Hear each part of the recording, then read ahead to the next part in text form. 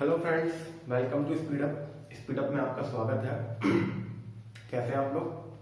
अच्छे होंगे आप लोग। और सभी को मेरा नमस्कार, सत श्री अकाल, अस्सलाम वालेकुम।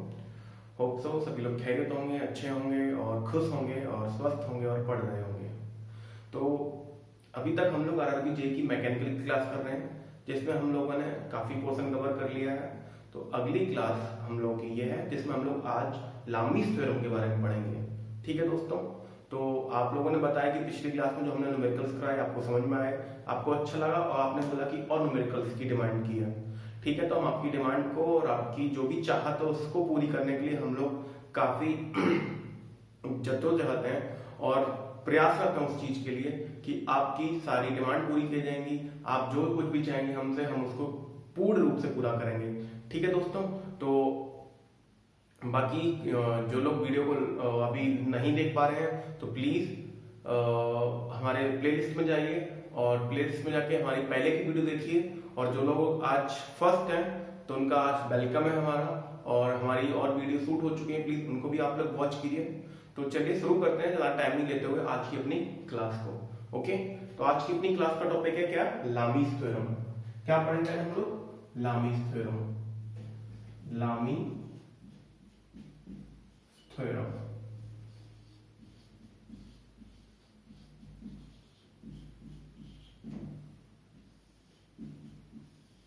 है ना दोस्तों? ठीक है, तो there was a scientist which name is Lami. उन्होंने बताया कि यदि किसी तल में तीन फोर्स एक बिंदु से पास हो रहे हैं, या एक तल में तीन फोर्स लगे हुए हैं और उनकी लाइन ऑफ एक्शन किसी एक बिंदु से पास हो रही है और वह इक्विलिब्रियम में है, और वह कैसे है? इक्विलिब्रियम में है, तब क्या होगा कि एक देन ईच फोर्स मतलब प्रत्येक बल इज इक्वल टू द बराबर होगा अदर जो दो फोर्स होंगे उनके बीच के साइन एंगल के। बात आई समझ में? नहीं आई? ठीक है, फिर से बताता हूं मैं। If three coplanar concurrent forces are in equilibrium, then each force is equal to the sine of angle of the other two forces. Sine of the angle of other two forces. बात समझ में आई कि यदि किसी तल में तीन बल और उनकी लाइन ऑफ एक्शन एक बिंदु से पास हो रही है, तब प्रत्येक बल अन्य दो बलों के साइन एंगल के बराबर होगा। ठीक है, जिसको हम लोग जैसे देख लेते हैं कि जैसे कोई एक प्लेन है आपका, उस प्लेन में आपका तीन फोर्स लग रहे हैं, उनकी लाइन ऑफ एक्शन किसी एक बिंदु से पास हो रही है। मैंने मान लिया ये बल एक हुआ, ये दूसरा बल हुआ और ये तीसरा बल हुआ। तीन फोर्स काम कर रहे हैं, मैंने इनको नाम दे दिया जैसे पी क्यू आर। ठीक है, इफ थ्री कोप्लेनर कॉनकरेंट फोर्सेस एक ही प्लेन में काम कर रहे हैं, कॉनकरेंट है। कॉनकरेंट का मतलब क्या होता है? उनकी लाइन ऑफ एक्शन एक ही बिंदु से पास हो रही है। तो जिसने अभी तक टाइप्स ऑफ फोर्सेस वाला वीडियो नहीं पढ़ा है तो प्लीज उस वीडियो को पढ़ लें, तब आपको ये चीजें और क्लियर हो जाएंगी कि कोप्लेनर क्या होता है, कॉनकरेंट क्या होता है। ठीक है, तो if three forces which are coplanar and concurrent are in equilibrium, कैसे है वो? इक्विलिब्रियम में, then each force is equal to the sine of the angle of the other two forces। यानी कि इन दो बीचों के बीच, इन दो बलों के बीच जो एंगल होगा उसके साइन के बराबर होगा। ठीक है, कितनी बात समझ में आई? मैं इसको लिख देता हूं। If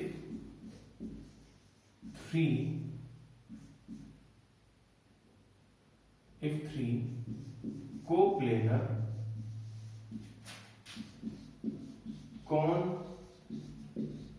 concurrent forces, if three covalent concurrent forces are in equilibrium, then each force is equal to the sine of angle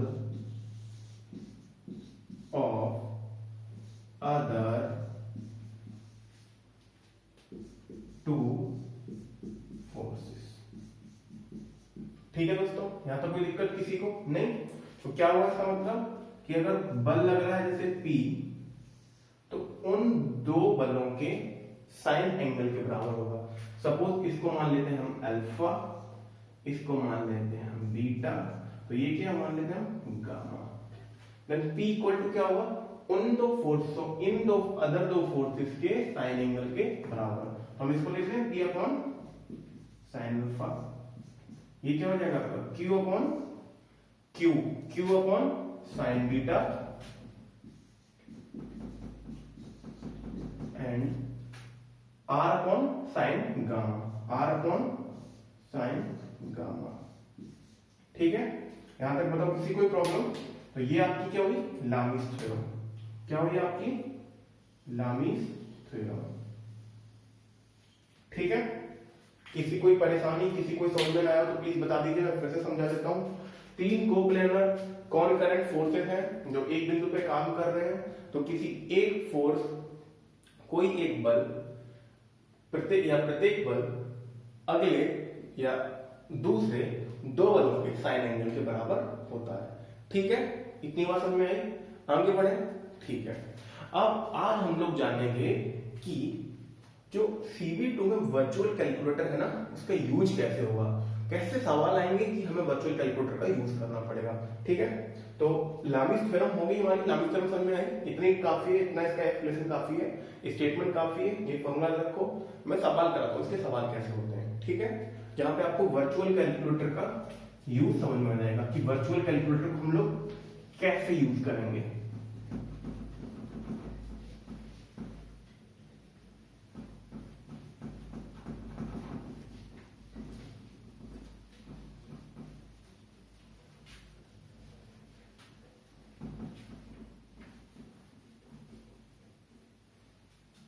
okay, तो सवाल लिखता हूं मैं, आप लोग भी लिख लीजिए, मैं बोल रहा हूं। A uniform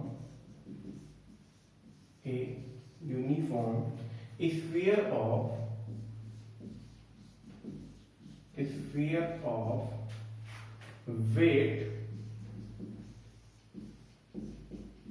100 Newton is suspended by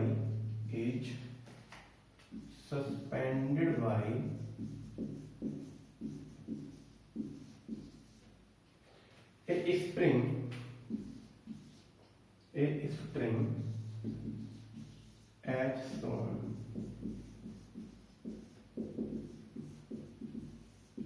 Figure. ठीक है, determine the tension in string, determine the tension in string and the reaction of the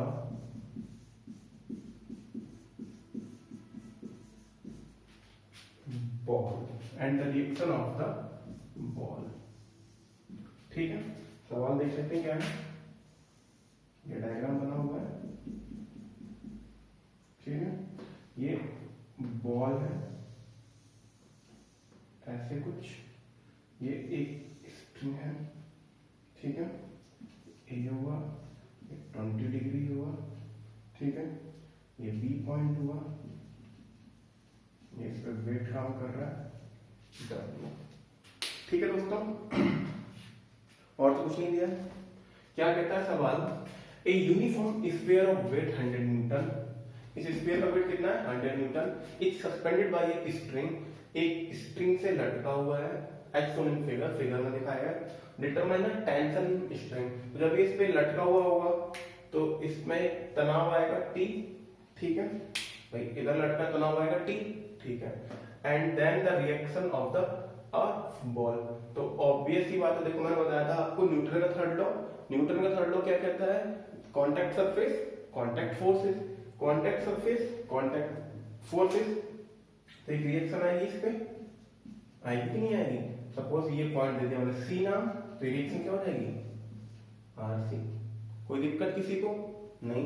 इसका एक डायग्राम बना लेते हैं, क्या होगा, इसका फ्री बॉडी डायग्राम बनाते हैं। क्या बनाते हैं हम लोग आज, फ्री बॉडी डायग्राम।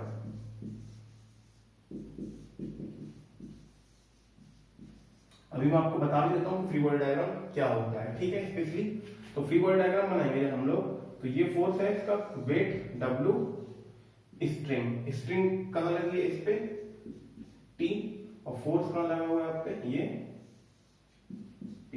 कोई दिक्कत नहीं, ठीक है, ठीक है। ये हमारी y एक्सिस हो गई, ये हमारी x एक्सिस हो गई, ओके। एंगल कितना दिया है, एंगल ये कितना है 20, तो ये भी कितना हो जाएगा आपका 20। अरे बताओ भाई कितना हो जाएगा 20। जब ये 20 हो जाएगा तो हम बात कर सकते हैं कि ये आपका P है। एक डायग्राम और बना देते हैं हम स्पेशली,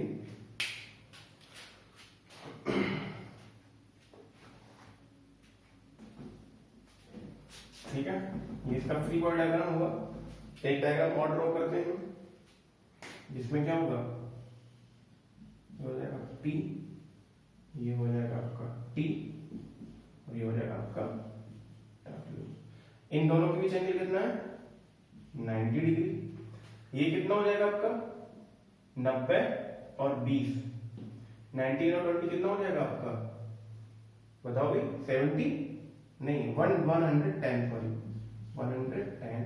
और ये कितना हो जाएगा आपका 90, और ये टोटल 180 होगा, ये टोटल 180 होगा। 180 में से 20 गया तो कितना बचेगा 160, ठीक है। यहाँ तो कोई दिक्कत, तीन बल काम कर रहे हैं, एक ही बिंदु से गुजर रहे हैं, तो हम यहाँ पे लामिस थ्योरम लगा सकते हैं इजीली। तो लामिस थ्योरम लगाएंगे तो क्या होगा, P और दो बलों के कोण के बराबर, फिर P और दो बलों के साइन के कोण के बराबर, फिर W अन्य दो बलों के साइन के कोण के बराबर, ठीक है। तो इसको हम लिख सकते हैं क्या, P upon sine 90, T upon sine, other दो बल कौन से P और W, उनके बीच कौन सा एंगल 90, W, फिर लिखते हैं हम W के बीच कितना एंगल है 110, तो W upon sine 110 equal to, फिर क्या बचा आपका RC, जिसे हमने P बोला है, RC है ये, ठीक है। तो RC अपॉन कितना हो जाएगा 160, RC अपॉन साइन 160, ठीक है दोस्तों। कोई परेशानी किसी को नहीं। अब देखो हमें साइन 90 की वैल्यू पता है कितनी होती है 1 होती है कि नहीं होती है, एंड साइन 160 की वैल्यू पता नहीं पता, साइन 110 की वैल्यू पता नहीं पता। हाँ एक पता है, वेट कितना दिया है इसका 100 न्यूटन, कितना दिया है 100 न्यूटन, तो मैं इसको 100 लिख सकता हूँ डायरेक्ट 100, ठीक है 100 न्यूटन, ओके। यहाँ तो कोई परेशानी किसी को। अब हम क्या करेंगे, जब हमारा जो वर्चुअल कैलकुलेटर दिया होगा वहां पे कंप्यूटर की स्क्रीन में कोने पे दिया होगा एक टैब बनी होगी, एक टैब में वहां पे आपको एक वर्चुअल कैलकुलेटर दिया होगा, तो जहां पे आपको साइन 110 की वैल्यू निकालनी होगी, ठीक है। साइन 110 की वैल्यू कैसे निकालोगे, पहले लिखोगे 110, फिर क्लिक करोगे साइन, तो साइन 110 की वैल्यू आ जाएगी। अगर ऐसे 160 निकालो तो क्या लिखोगे, पहले लिखोगे 160, फिर क्या दबाओगे साइन, तो साइन 160 की आएगी। सपोज ऐसे किसी की भी निकालनी होती है, जैसे हमें निकालनी होती cos 170 की, क्या करते हैं हम, जी हाँ बिल्कुल सही, जी जी बिल्कुल सही बताया आपने, क्या पहले 170 और फिर cos की वैल्यू, तो किसकी वैल्यू हो जाती है cos 170 की। कोई दिक्कत नहीं, ठीक है। इतनी बात तो समझ में आ रही सभी लोगों के, ओके। तो अब हम देखते हैं साइन 110, हमारे पास तो कैलकुलेटर है तो हम कैलकुलेटर से लिखें डायरेक्ट, कोई दिक्कत तो नहीं है। तो साइन 160 और साइन 110 की वैल्यू हम कैलकुलेटर से लिख लेंगे, लिख लेते हैं। चलो हमने देखा साइन 110, साइन 110 इसकी वैल्यू कितनी है 0.9396, कितनी है दोस्तों 0.9396, तो मैं इसको लिख लेता हूं, इसकी वैल्यू है आपकी 0.9396, ठीक है। और 106 की वैल्यू, साइन 160 की वैल्यू कितनी है 0.3420, कितनी है दोस्तों 0.3420, लिख लूं मैं इसको 0.3420। तो अब तो आप इजीली कैलकुलेट कर लोगे, तो मैं डायरेक्ट आंसर लिख दूं इसका, टी का है ना, T टी का और आरसी का। ठीक है, तो मैं डायरेक्ट आंसर लिख देता हूं, टी इक्वल टू आएगा आपका 106.42 newton and RC equal to आएगा 36.397 न्यूटन। ठीक है, कोई दिक्कत किसी को नहीं? नोट डाउन कर लीजिए, अगला सवाल करते हैं हम लोग। नोट डाउन कर लीजिए, साफ कर दूंगा, स्क्रीनशॉट ले लीजिए आप।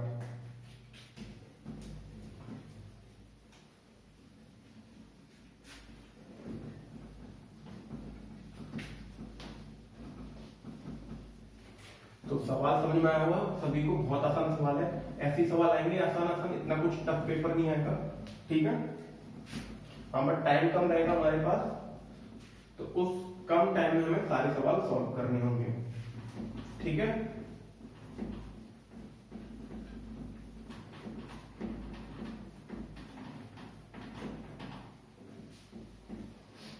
अगला सवाल करते हैं हम लोग।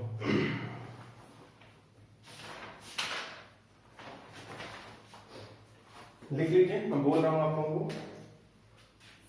Find the horizontal force, find the horizontal force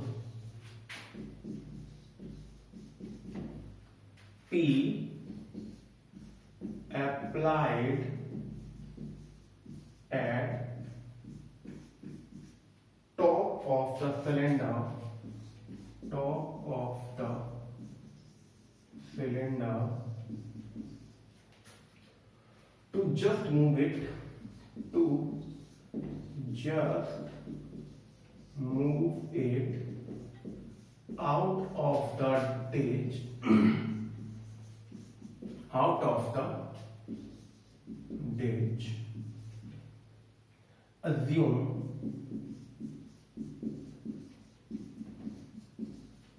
smooth contact. ठीक है, तो ये सवाल दिया है जिसमें एक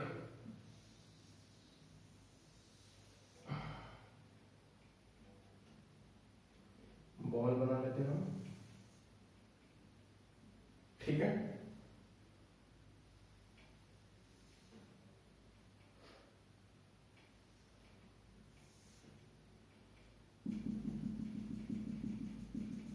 आप लोग बना लीजिए। ओके, इसका सेंटर हुआ ये, इसका सेंटर हुआ O पॉइंट। ठीक है, O पॉइंट, एंड एक बल लग रहा है, इसको खींच रहा है P फोर्स, और इसकी रेडियस दी है 300 mm। कितनी है? 300 एंड ये डिस्टेंस दी है आपको 150। कितनी दी है? 150। ठीक है, यहां तक कोई दिक्कत किसी को? इस पॉइंट का नाम दिया उन्होंने A, तो ये पॉइंट हो गया आपका B। यहां तक बताओ कोई दिक्कत? ठीक है, ओके, देख लिया सभी ने? क्या बोल रहा है? Find the horizontal force P। Horizontal force P निकालना है हमको, applied at top of the cylinder, cylinder के टॉप पे अप्लाइड कर रहा है, to just move it out of the ditch. एक डिच है, कोई गड्ढा है जहां से इसको निकालना है, हम खींच रहे हैं इसको, तो क्या फोर्स हमें चाहिए होगा। ठीक है, यहां तो कोई दिक्कत? अब देखो, एक रिएक्शन काम कर रही होगी इस पे, क्योंकि कांटेक्ट सरफेस है। अभी contact surface using the third law, contact force, reaction मैंने मान ली I। ठीक है, एक रिएक्शन यहां पे काम कर रही होगी इस पॉइंट पे। ठीक है, ओके, तो मैं इसको थोड़ा साफ कर दे रहा हूं और एक रिएक्शन लगा दे रहा हूं मैं ऐसे, RB अंदर में लिख दे रहा हूं 150। ठीक है दोस्तों, कोई दिक्कत किसी को? नहीं। अब एक चीज बताओ आप मेरे को, जब ये फोर्स इस सिलेंडर को खींचेगा, ठीक है, खींचेगा, तो ये बताओ आप यहाँ पे कांटेक्ट रहेगा क्या? बताइए, कांटेक्ट रहेगा? बिल्कुल सही, नहीं रहेगा। जब भाई साहब कांटेक्ट सरफेस नहीं है, कांटेक्ट फोर्स होगा क्या?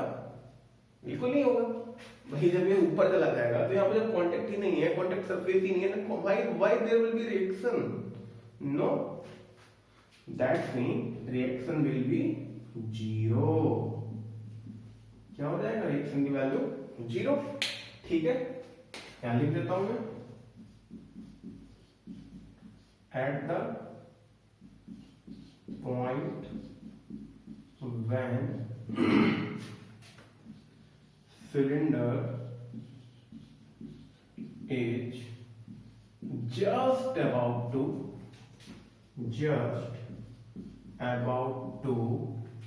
move, reaction will be क्या हो जाएगा? reaction will be zero. कोई दिक्कत? रिएक्शन क्या हो जाएगी? जीरो।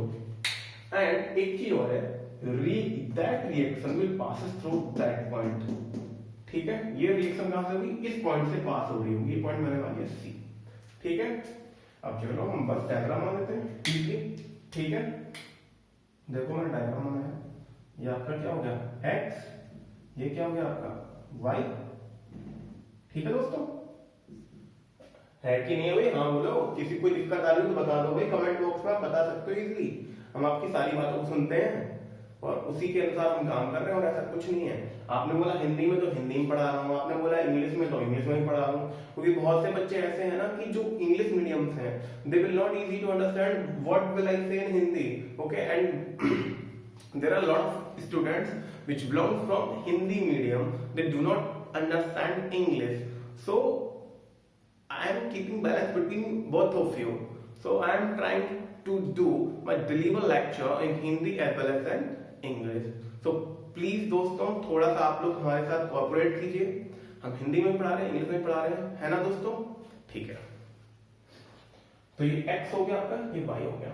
ठीक है, x पे अब देखो, यहाँ पे देखो, ये लग रहा है आपका p, हम सबको ऊपर ले जा रहे हैं, ये रिएक्शन ऊपर ले गए हम ऐसे करके कुछ। ठीक है, ये रिएक्शन ऊपर ले आए, ये रिएक्शन हम लोग ऐसे ऐसे ले जाएंगे ऐसे। ठीक है, तो RH ऊपर हो जाएगा, RB ऐसे जाएगा और P कुछ ऐसे जाएगा।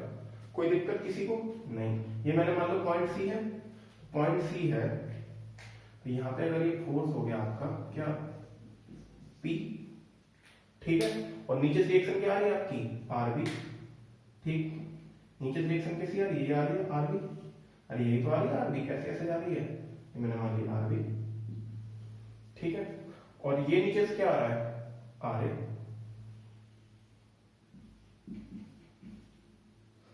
सॉरी, RA की वैल्यू क्या हो जाएगी? जीरो। चलो मैं लिख देता हूं।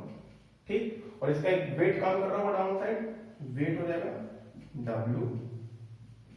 ठीक है, कोई दिक्कत यहां तक किसी को परेशानी? किसी को भी W का वेट नहीं पता हमें, कोई परेशानी नहीं। अब देखो, ये जब 150 है, ठीक है, और इसकी रेडियस कितनी है? 300, तो ये भी 300 होगी।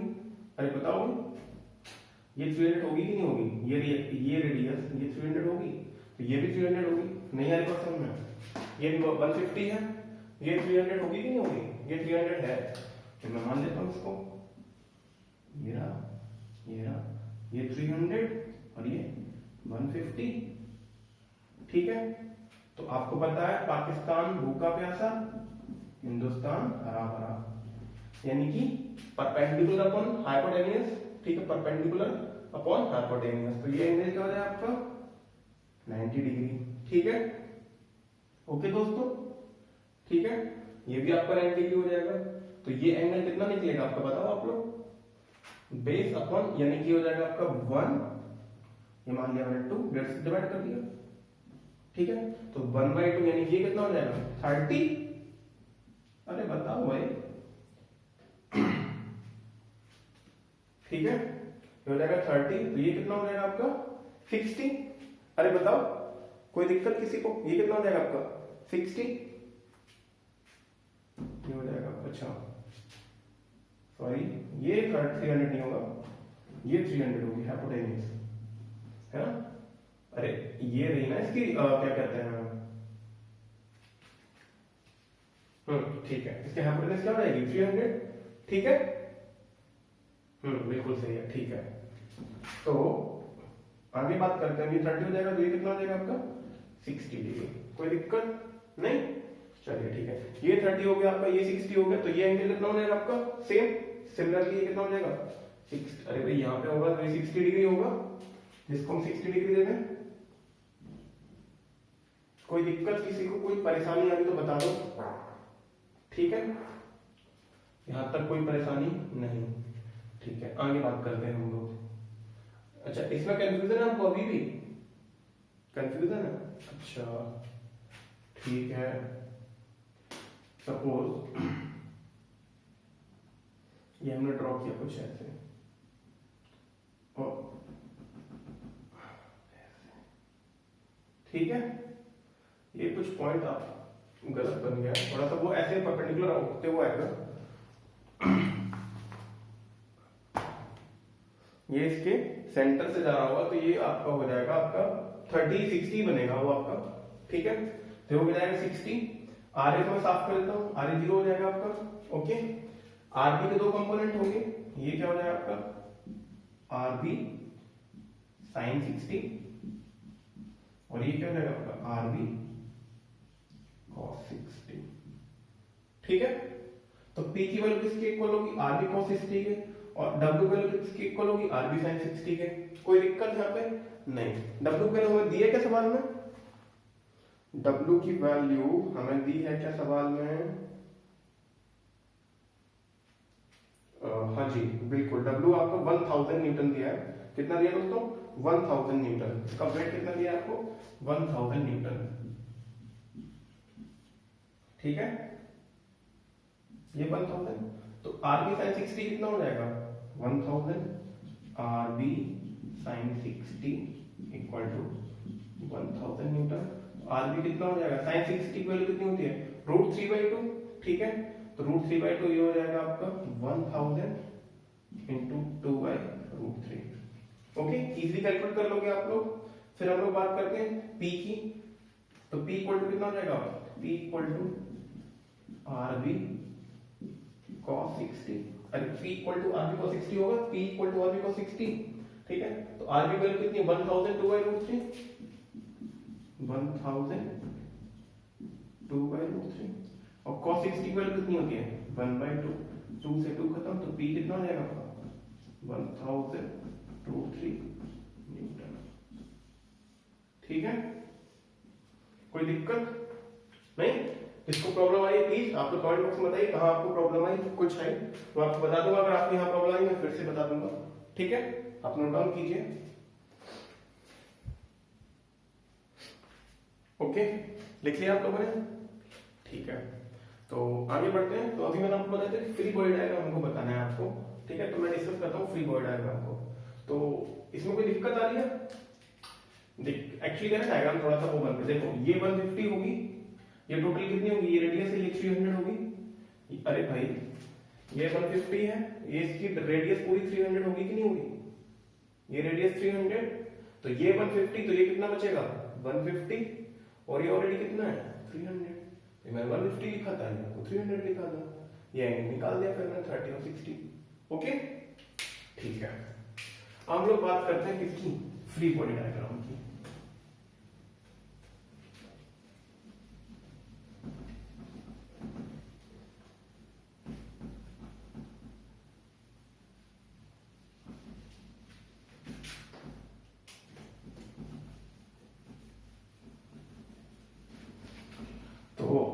आप लोग प्रैक्टिस करते रहिए, और भी सवाल आपको जहां से मिले, कोई सी भी आपके पास बुक है तो उस बुक से भी आप अपनी प्रैक्टिस करते रहिए, बाकी मैं आपको प्रैक्टिस करवाता रहूंगा। एंड जब हमारा इस चीज का कोर्स खत्म हो जाएगा मैकेनिक्स का, देन हम सभी जो भी ऑब्जेक्टिव क्वेश्चन होंगे, जितने भी ऑब्जेक्टिव क्वेश्चन होंगे सभी का आपको बाइंड अप करके समझा देंगे, बता देंगे कि कैसे कैसे है, क्योंकि CBT में भी काफी टाइम है, तो इसलिए परेशान मत होइए, धीरे धीरे हम लोग चल रहे हैं, फास्ट नहीं चल रहे हैं, ठीक है। अब बात करते हैं हम लोग फ्री बॉडी डायग्राम की। अभी आया था ना फ्री बॉडी डायग्राम,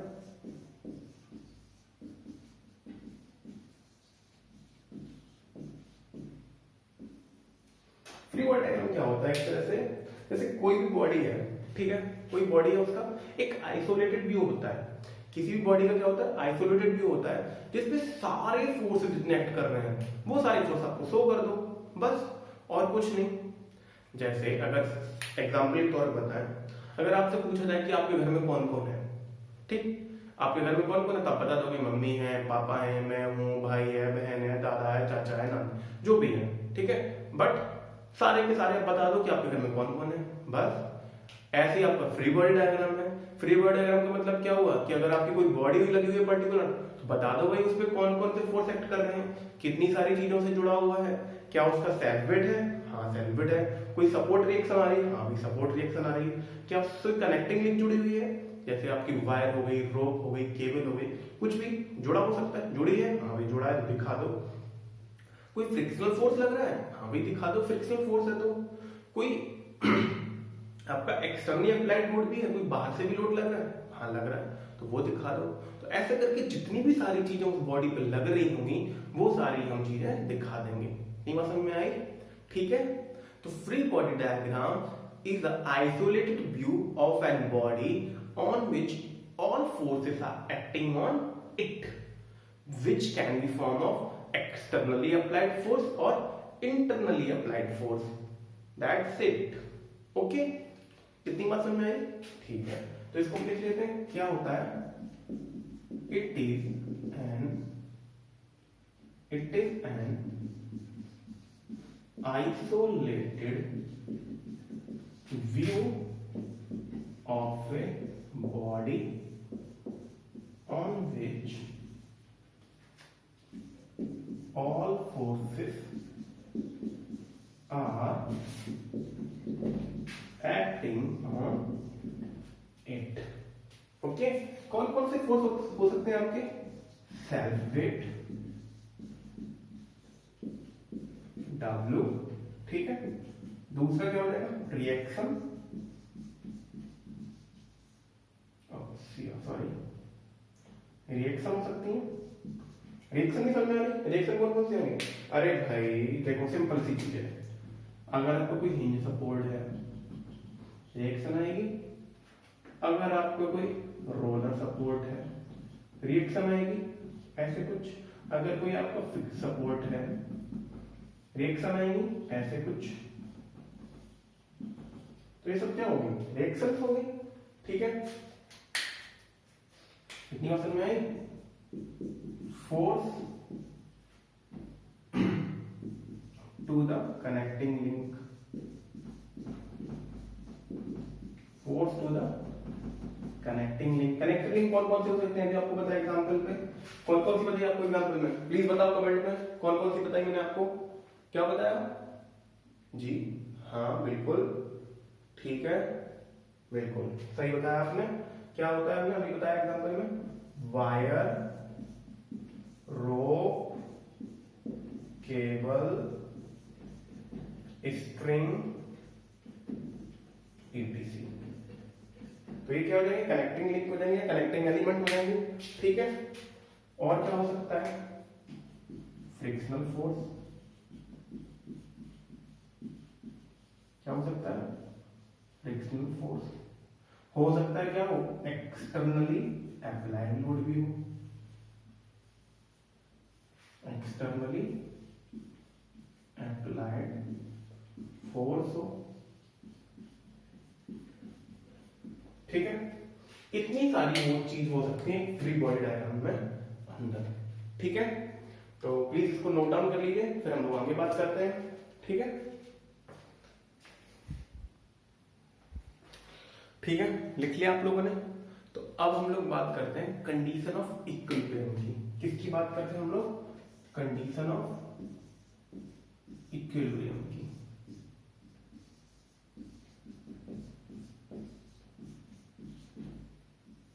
ठीक है, कंडीशन ऑफ इक्विलिब्रियम की बात करें तो तीन कंडीशन होती हैं आपकी इक्विलिब्रियम में। एक होती है आपकी स्टेबल, एक होती है आपकी अनस्टेबल, और एक होती है आपकी neutral.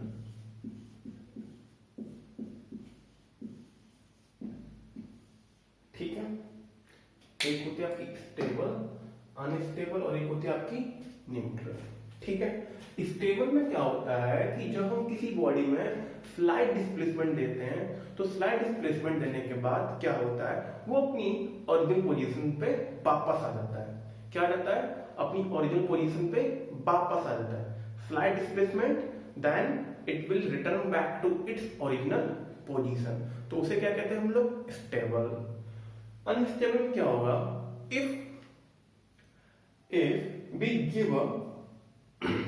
give a slight displacement, a slight push or pull to a body, then it will not again acquire its original position. It will not acquire its original position. मतलब अपनी ओरिजिनल पोजीशन को acquire नहीं कर पाता। Neutral position में क्या होता है, if we give some displacement या some disturbance to the body, then it will acquire a new equilibrium position. क्या होता है, नई इक्विलिब्रियम पोजीशन को एक्वायर कर लेता है। ठीक है, देखते हैं क्या है स्टेबल का मतलब। क्या हुआ कि सपोज आपकी कोई बॉडी है, स्टेबल है, इसके अंदर रखी हुई है, ठीक है। इसमें स्लाइड डिस्प्लेसमेंट दिया मैंने, स्लाइड डिस्प्लेसमेंट, ठीक है। तो स्लाइड डिस्प्लेसमेंट दिया मैंने, स्लाइड डिस्प्लेसमेंट देने से क्या बात होगा कि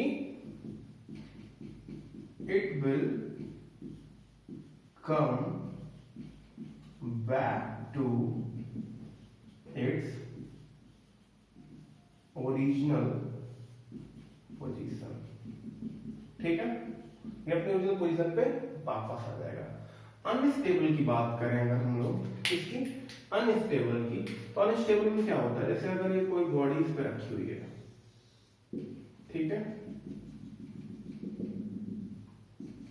इसमें मैंने क्या दिया, स्लाइड डिस्प्लेसमेंट,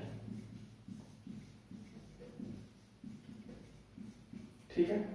तो ये क्या होगा, इसमें स्लाइड डिस्प्लेसमेंट दिया, it will not come back to its original position, it will not come back to its original, ठीक है। और अगर हम वही न्यूट्रल की बात कर लेते हैं, न्यूट्रल की, किसकी बात कर रहे हैं दोस्तों, न्यूट्रल की, ठीक है। तो इसमें फिर से डिस्प्लेसमेंट दिया हमने, स्लाइड डिस्प्लेसमेंट, तो क्या होगा, it will acquire a new equilibrium position, ठीक है। यहां तो कोई परेशानी किसी को नहीं, नोट डाउन कर लीजिए। और आई थिंक वीडियो ज्यादा लंबा हो जाएगा, तो आज के लिए लोग नहीं रखते हैं, ठीक है। तो कैसा लगा आप लोगों को, आप लोग प्लीज कमेंट बॉक्स में बताइए। और जैसा भी आपको अगर लाइट की प्रॉब्लम शायद दूर हुई हो तो प्लीज लाइट की प्रॉब्लम बताइए। एंड माइक आने वाला है हम लोगों के पास, हमारा स्टूडियो भी रेडी हो रहा है बस। और जो भी आपको प्रॉब्लम है प्लीज हम लोगों को कमेंट बॉक्स में बताते रहिए। और जो भी इस बार पहली बार भी इस वीडियो को देख रहा है, प्लीज हमारे चैनल को सब्सक्राइब कीजिए, लाइक कीजिए और शेयर कीजिए। और ज्यादा से ज्यादा लोगों को बताइए कि आरआरबी टेक्निकल की क्लास मैकेनिकल के लिए शुरू हो चुकी है स्पीड अप एजुकेशन पे। ठीक है दोस्तों, ख्याल रखिए अपना, खुश रहिए, स्वस्थ रहिए और पढ़ते रहिए। Okay, thank you so much and bye bye.